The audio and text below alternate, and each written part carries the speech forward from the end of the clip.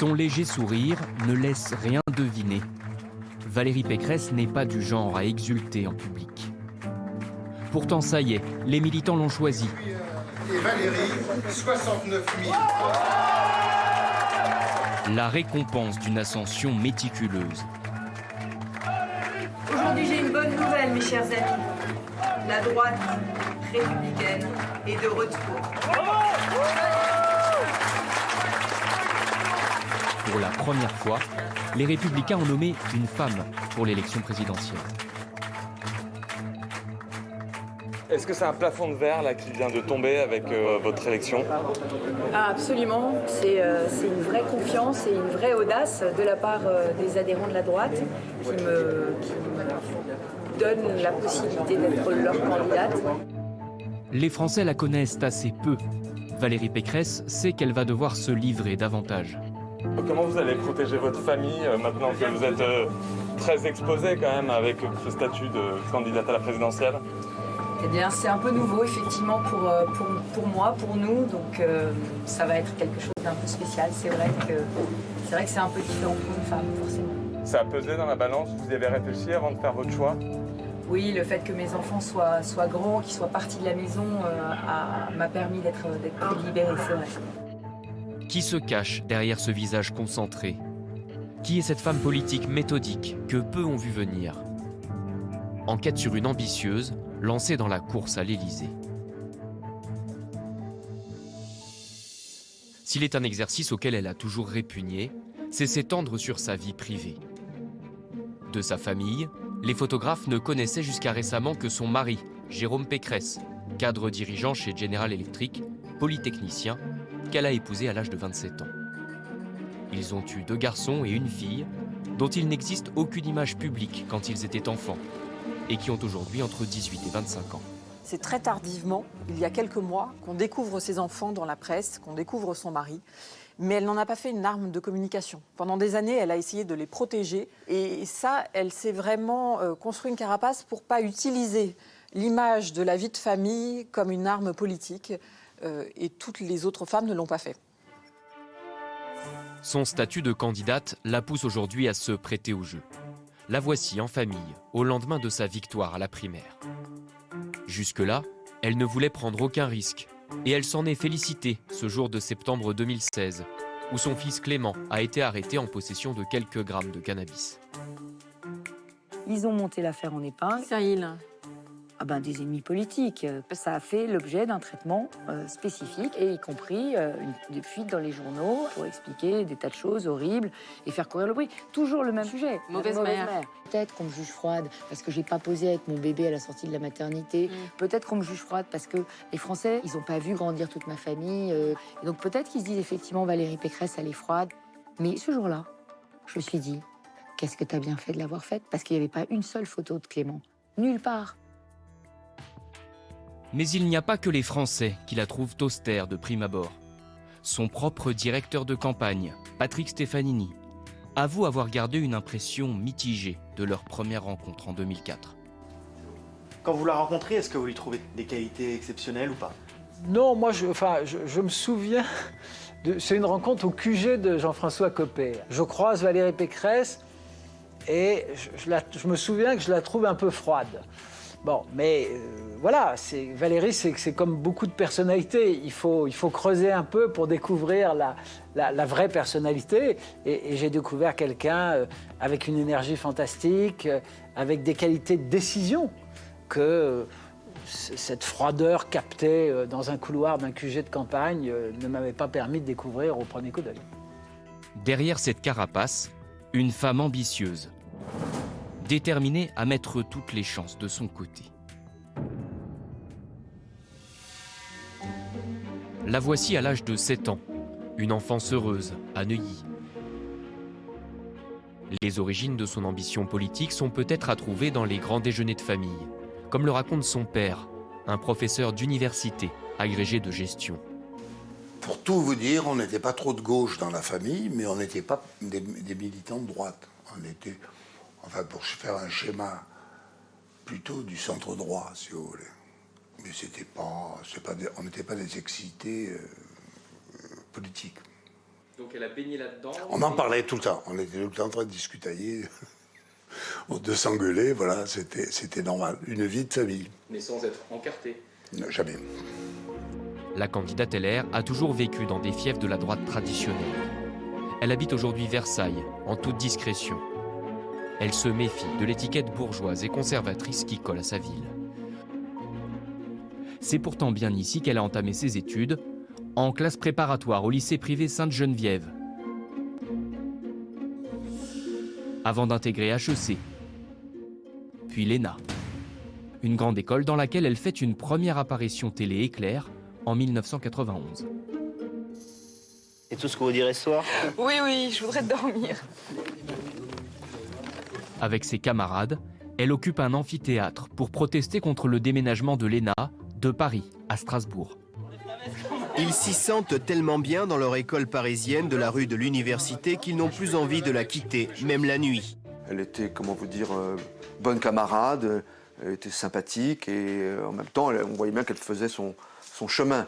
Elle était très, très motivée et très concentrée sur les épreuves. Elle avait raison d'ailleurs, et sur cette scolarité. Mais enfin, elle était sympa. C'était pas une fille, c'était pas une bêcheuse ou une personne qui prenait les autres de haut. Pas du tout. Elle était, je dirais, tout à fait normale et naturelle. Valérie Pécresse sort deuxième de sa promotion et choisit d'intégrer le Conseil d'État. Elle entame une carrière de haut fonctionnaire. Une femme du sérail, au CV idéal, et dont le grand-père maternel, psychiatre, a soigné l'une des filles de Jacques Chirac. Valérie Pécresse a toutes les cartes en main pour entrer en politique. C'est son mari, Jérôme Pécresse, qui, à un moment, lui dit tu vas t'ennuyer au Conseil d'État. Ton grand-père connaissait Chirac, peut-être que tu pourrais aller à l'Élysée, voir s'il y a un job. Nous sommes en 1998. Le président de la République cherche quelqu'un pour le conseiller sur la révolution Internet qui s'annonce. C'est de notoriété publique, l'informatique, ça ne lui évoque pas grand-chose. Et ça tombe bien, Valérie Pécresse travaille alors sur ces questions. Elle passe un entretien d'embauche d'une autre époque, avec Dominique de Villepin, le secrétaire général de l'Élysée. Oui, alors il me reçoit la première fois, il me dit est-ce que vous avez bien conscience que vous êtes favorite pour le poste uniquement parce que vous êtes une femme? Oui, alors, et il continue. Alors je lui dis écoutez, de toute façon, ce sera un très bon choix. Je ne me laisse pas désarçonner. Mais après, il continue. Et là, pour le coup, il m'a désarçonné. Il m'a dit mais de toute façon, vous êtes une femme normale. Vous avez un mari, vous avez des enfants. Donc vous ne ferez jamais de politique. Il n'y a pas de femme normale en politique, il n'y a que des névrosés. La candidate encaisse et elle est choisie. Pour se faire une place au sein de l'équipe du président, elle redouble d'efforts. Quand elle commence auprès de Jacques Chirac, c'est la conseillère technique. Elle n'est pas dans la lumière et elle se fait remarquer parce que c'est une grande travailleuse. C'est vraiment le fil rouge de sa carrière, c'est qu'à chaque fois, et ça lui est parfois reproché un peu son côté scolaire, c'est qu'elle travaille. Mais pour se lancer en politique, le travail ne suffit pas. Il faut avoir le sens du contact. En la matière, elle a comme patron un champion, toute catégorie. Jacques Chirac la forme pour les législatives de 2002, sa première campagne électorale. C'était l'époque où tous les partis politiques, quels qu'ils soient, cherchaient des nanas, des femmes. Il n'y avait que des mecs. Et Chirac en avait une sous la main, qui avait envie de faire de la politique, il lui a dit allons-y. C'est tout. Il était très content d'en avoir trouvé une et qu'il aimait bien en plus, parce qu'elle avait travaillé avec lui, etc. Et donc, il a dit, je vais te donner un coup de main et je vais t'expliquer comment il faut se comporter. Jacques Chirac lui demande de venir et il lui dit, explique-moi, montre-moi comment on serre la main. Comment tu serres la main? Et donc, elle serre la main du président, il lui dit très bien, et il lui dit, maintenant, embrasse-moi. Et donc, Valérie Pécresse l'embrasse et il lui explique, c'est pas du tout comme ça qu'on fait, il faut enlacer les gens, il faut que ce soit très charnel, et puis tu sais, il faut mieux embrasser que serrer la main, ça évite d'avoir des crampes, voilà. Valérie Pécresse va jeter toutes ses forces dans la bataille. Car elle a beau être investie dans une circonscription acquise à la droite, l'UDF présente face à elle un candidat solide, ancien militaire, héros de la guerre en Bosnie. Moi, je la rencontre à cette occasion parce que je suis journaliste au Parisien et donc je suis amené à faire un article sur son match avec le général Morillon. Valérie Pécresse, elle est estampillée bébé Chirac. Et donc, si une proche de Jacques Chirac reste au tapis, ça fait toujours un peu parler. Et donc, je rencontre une candidate qui fait ses premiers pas en politique, qui peut être un peu raide. Moi, je me souviens très bien, mon article était très nuancé. Je ne savais pas qui allait l'emporter. Et en fait, je me suis un peu trompé, puisque Valérie Pécresse l'a largement emporté. La voici au Palais Bourbon. Elle a monté la première marche. Valérie Pécresse, jeune députée des Yvelines, entame le parcours du néophyte. Photo officielle, attribution d'un bureau, indemnité parlementaire, tout est réglé en 1 heure. Premières impressions. Intimidée, curieuse et avec envie de travailler. Comme une rentrée des classes. La bonne élève, appliquée, qui récite ses formules. Une image Ah oui, une petite heure. dont elle aura du mal à se défaire.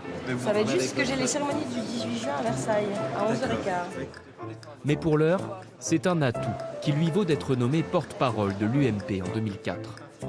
Je pense notamment à la question de l'affectation du surplus des recettes fiscales à la réduction des déficits.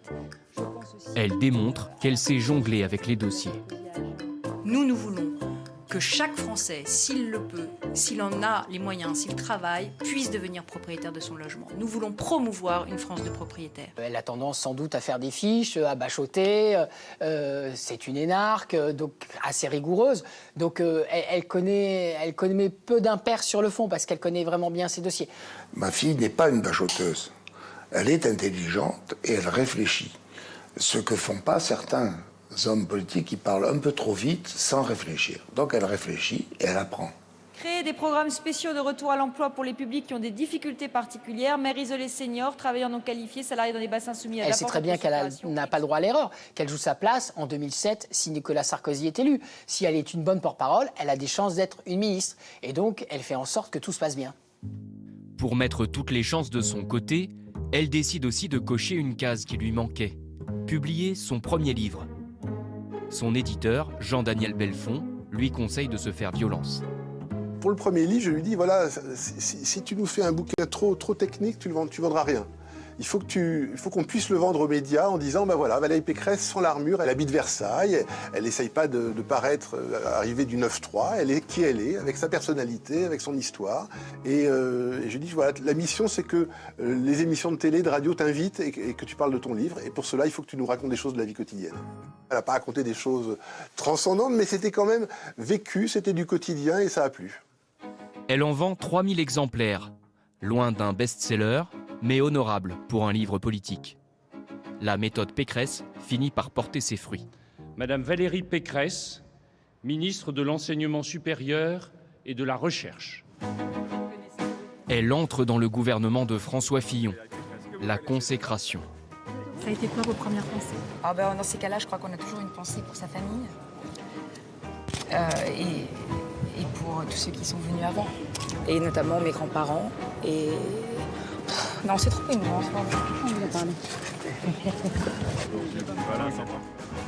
La nouvelle ministre ne baisse pas la garde. Sa cuirasse, elle va en avoir besoin, plus que jamais. Car au sein de la droite, elle vient du mauvais camp, celui de Jacques Chirac, celui du passé. Mais on sait que Nicolas Sarkozy lui préférait Nathalie Kosciusko-Morizet, Rachida Dati, d'autres.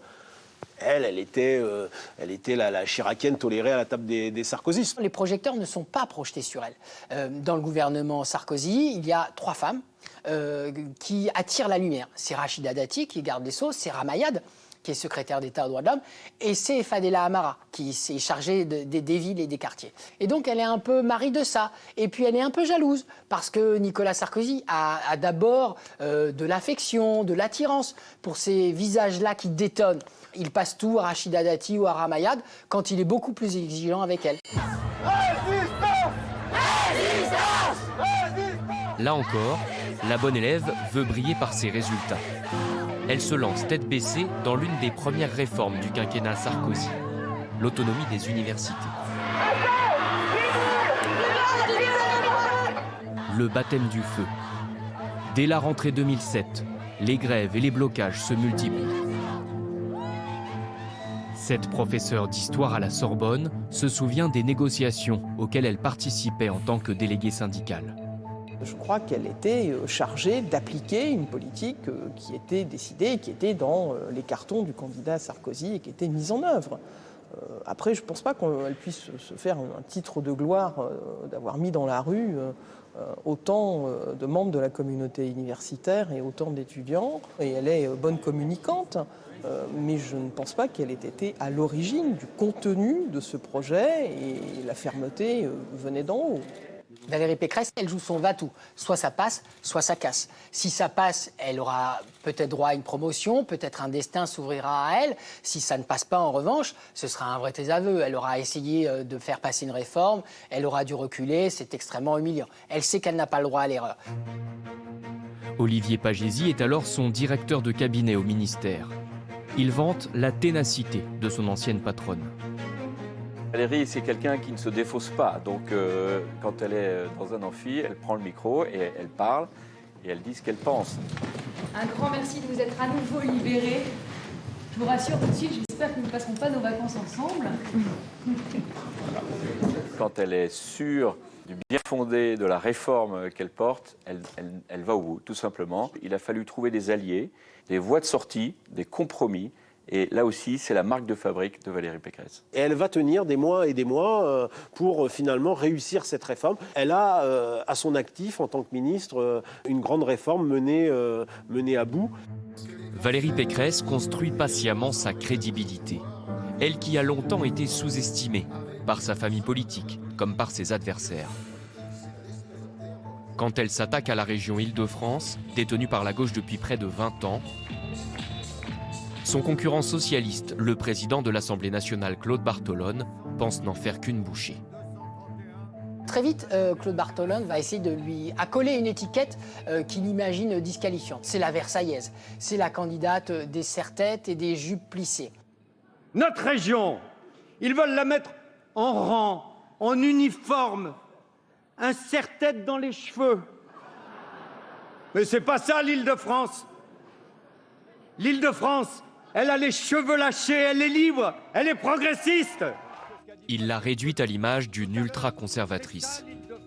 Honte à ceux, et je pense ici à la candidate de Nicolas Sarkozy en Île-de-France, qui n'ont eu de cesse durant le premier tour de vouloir siphonner l'extrême droite en valorisant ses thèmes, en accréditant ses thèses. Même le président socialiste sortant, Jean-Paul Huchon, est surpris par la violence des attaques contre Valérie Pécresse. Bartolone, il a fait une campagne honnêtement assez odieuse contre elle. Une campagne, au fond, qui la ciblait comme femme blanche, qu'aujourd'hui, ça ne passerait plus. Et ça lui a été fatal. C'est-à-dire que non seulement il va faire l'union de la droite autour de Valérie Pécresse, et ce n'était pas acquis, et ensuite, il va aussi modifier le regard sur elle. C'est-à-dire que, notamment, l'électorat féminin se dit « mais c'est très agressif comme attaque ». Et donc, elle réussit, en fait, à utiliser cette critique pour en faire une arme politique, pour se défendre et se démarquer, et ça marche. À la surprise générale, Valérie Pécresse remporte l'élection d'une courte tête. La voilà pourvue d'un solide bastion régional. Mais pour s'imposer dans son parti, puis aujourd'hui à l'élection présidentielle, c'est une autre étiquette qui lui pose problème. Celle d'une opportuniste, sans réelle conviction.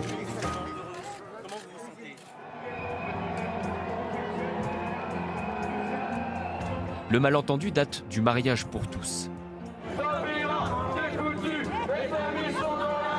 Cette promesse de campagne de François Hollande, portée par Christiane Taubira, fait descendre des centaines de milliers d'opposants dans la rue.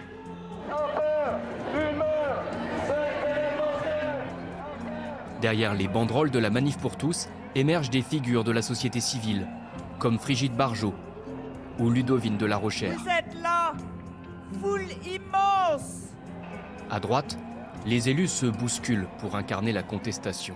Alors bien sûr, on a été très caricaturés, très diabolisés, mais en réalité, les élus de droite sentaient bien que c'était leur électorat pour une très large part. Catholique revendiquée, Valérie Pécresse est en première ligne. On la voit dans les manifestations, elle a des mots assez durs pour défendre le mariage traditionnel, entre guillemets. Elle le fait par conviction, elle le fait aussi en raison de ses attaches électorales. Elle est élue, implantée dans les Yvelines, du côté de Versailles. Ce sont des terres où la loi Taubira est honnie. Ce sont des terres où beaucoup de manifestants viennent le dimanche dans les rues de Paris s'opposer au mariage pour tous. Et donc elle suit son électorat, peut-être le regrettait d'ailleurs un peu aujourd'hui. En tout cas, elle a depuis changé d'avis sur la PMA sans père. Alors elle est restée constante pendant des années. Et puis finalement, en septembre 2021, elle a dit non, mais moi je suis favorable, j'aurais voté la loi. Elle voulait dire si j'avais été députée, j'aurais voté en faveur de la PMA sans père. Pourquoi ce revirement? Je pense par opportunisme. À un moment donné, elle a pensé peut-être attirer elle un électorat progressiste. Toujours est-il qu'elle a déçu une partie de l'électorat conservateur. D'autant que beaucoup se souviennent aussi de l'épisode de la primaire en 2016. Alors que la droite se cherche un chef pour la présidentielle, Valérie Pécresse fait un pari aussi inattendu que perdant. En avant, Alain! Nous sommes derrière toi! Elle est spontanément proche de François Fillon. Tout le monde imagine qu'elle va plutôt le soutenir. Et en fait, elle va décider de rejoindre Alain Juppé.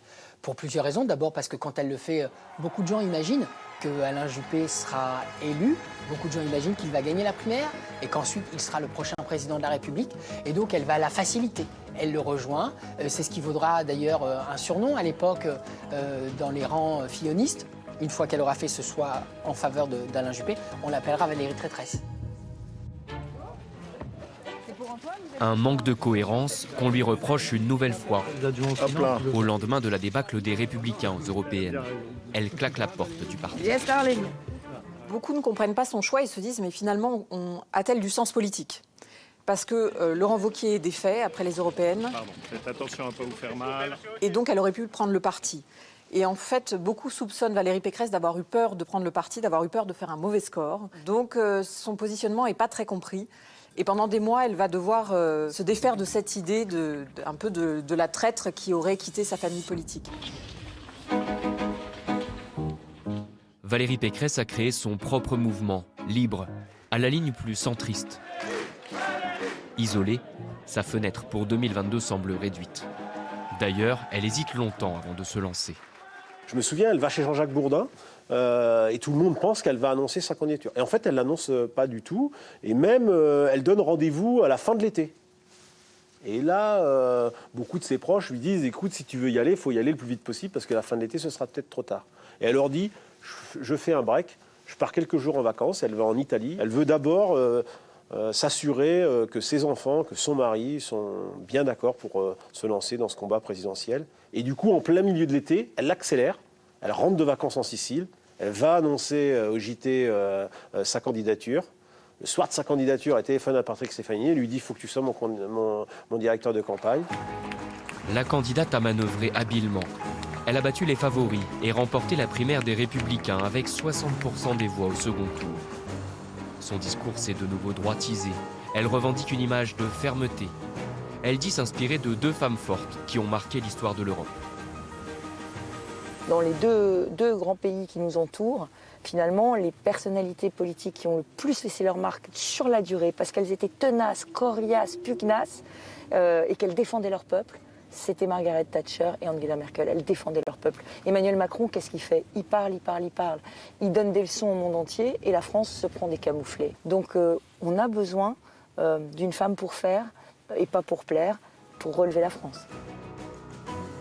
L'Élysée aurait sans doute préféré que les Républicains choisissent un autre candidat. D'ailleurs, les intentions de vote en faveur de Valérie Pécresse enregistrent une nette poussée. Mais dans le marathon de la présidentielle, elle, comme les autres, n'en sont qu'à l'échauffement.